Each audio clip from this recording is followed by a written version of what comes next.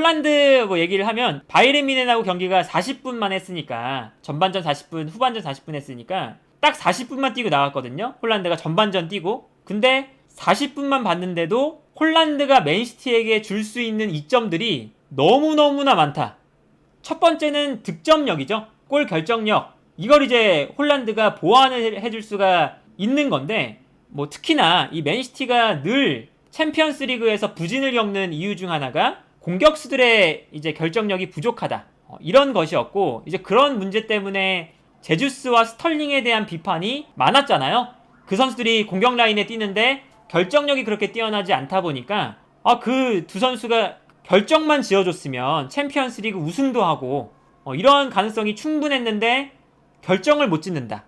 이런 얘기들이 늘 따라다녔는데, 홀란드는 이제 들어온 지 10분 만에, 단 10분 만에 한 골을 만들어내더라. 그리고 이제 그 홀란드의 득점 장면이 나오는 걸 보면 그릴리시가 측면에서 상대 수비를 무너뜨린 이후에 박스 안으로 이제 크로스를 넣어주는 장면인데, 이런 장면에서 지난 시즌 우리가 맨시티를 생각해보면 그 땅볼 크로스에 발을 맞추지 못하고 그냥 이제 크로스가 위협적으로만 흘러가는 그런 장면이 나왔거든요. 근데 딱 그 좋은 찬스가 나오자마자 홀란드가 득점을 만들어낸다. 홀란드는 사실 결정력에 대해서 의구심을 가질 필요가 없는 선수이긴 하죠. 지금까지 사실 잘츠부르크에서도 그랬고 도르트문트에서도 그랬고 챔피언스 리그 가리지 않고 다 이제 골 폭격을 했기 때문에 이 선수의 득점력은 뭐 정말 검증이 이미 된 상태죠. 최상위권 무대에서. 그러다 보니까 지난 경기에서 홀란드의 득점이 딱 나오는 걸 보고 이 득점력에 대한 문제는 확실히 홀란드가 해결해 주겠다. 그게 이제 맨시티가 홀란드를 영입한 가장 큰 이유가 아닐까 싶고요. 두 번째는 그 체격 조건이 좋은 공격수가 최전방에 있다는 게 맨시티에게 또 다른 옵션을 제공을 한다. 이게 두 번째 장점이거든요. 그러니까 과거에 이제 맨시티의 경기들을 보면 아구에로가 이적한 이후, 팀을 떠난 이후에는 전방에서 상대 수비수를 등지고 볼을 받아줄 수 있는 선수가 단 한 명도 없었어요. 제주스도 그런 유형의 선수는 아니잖아요. 그러다 보니까 맨시티가 공격을 전개할 때 전방으로 한 번에 롱패스를 보내주는 단순한 패턴의 공격을 못했죠. 물론 맨시티가 후방에서 짧게 패스를 주고받으면서 탈압박하는 게 장점이긴 하지만, 그래도 맨시티가 한 시즌을 치르면서 롱패스를 통해서 공격을 전개해야 되는 상황이 분명히 나오거든요. 리버풀처럼 강한 압박을 시도하는 팀을 만난다. 이랬을 때는 맨시티가 90분 내내 리버풀의 압박을 모두 다 풀어나올 수는 없거든요. 리버풀이 계속해서 강력하게 압박을 하면 맨시티도 어쩔 수 없이 볼을 빼앗기는 상황이 나오고, 그러면 결정적인 실점 찬스가 나와요. 그래서 이제 과르디올라 감독이 클롭 감독을 만날 때마다 그 전방 압박을 풀어나오는 데에 많은 어려움을 겪죠. 근데 이제 홀란드가 있으니까 홀란드가 제공권 싸움도 되고 버텨주는 플레이가 되니까 그냥 전방에서 버텨주는 거예요. 그리고 롱패스를 받아줬을 때 좌우 측면으로 뛰어나가는 그릴리시와 마레즈, 데브라이너 이런 선수들이 빠르게 올라와 주니까 그냥 홀란드는 볼을 받아서 볼을 지켜주다가 올라오는 선수들에게 리턴 패스를 보내주면 되는 거죠.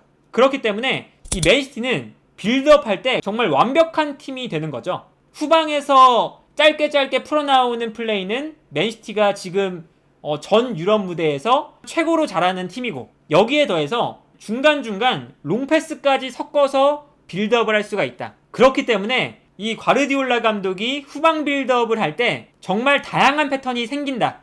이게 이제 홀란드 영입의 두 번째 장점이고, 그리고 세 번째 장점은 그 홀란드가 맨시티로 왔을 때 걱정했던 부분들이 있어요. 홀란드가 좀 연계 플레이는 약하지 않을까?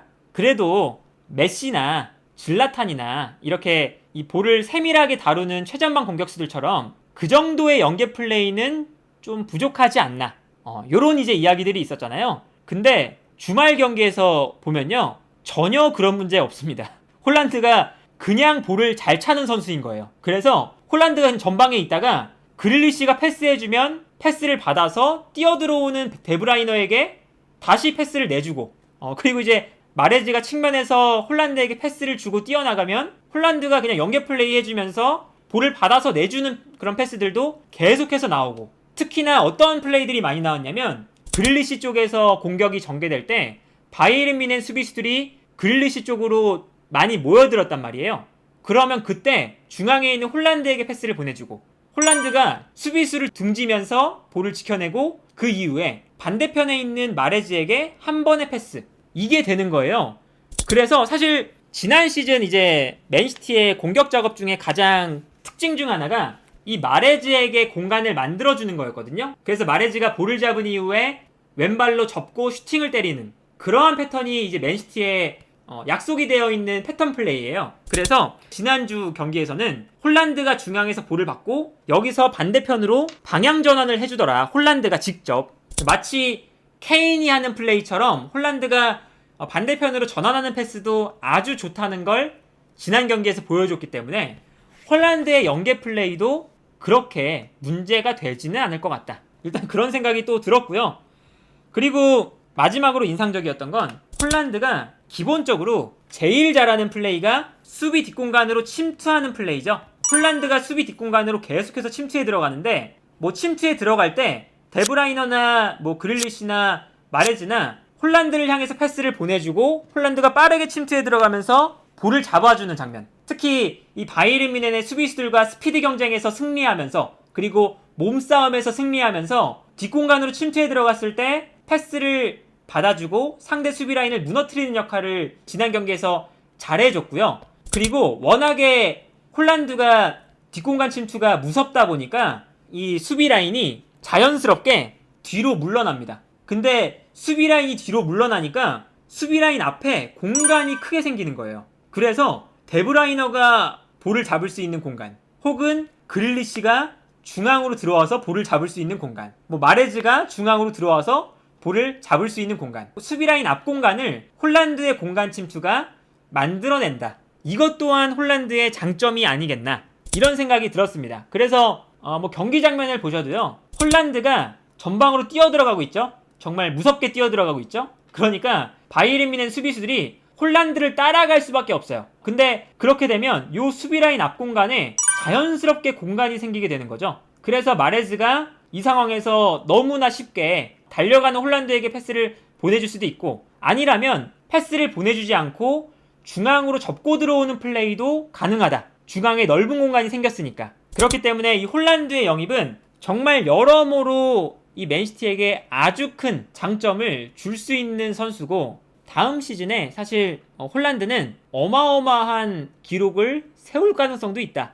제 개인적인 생각으로는. 그리고 지금 홀란드까지 영입을 했으니까 맨시티는 정말 당연하게도 그 리그 우승은 무조건 차지해야 되는 그런 전력이고, 챔피언스 리그 우승을 못하면 우승을 못했다고 비판을 받을 수 있는 스쿼드까지 됐다.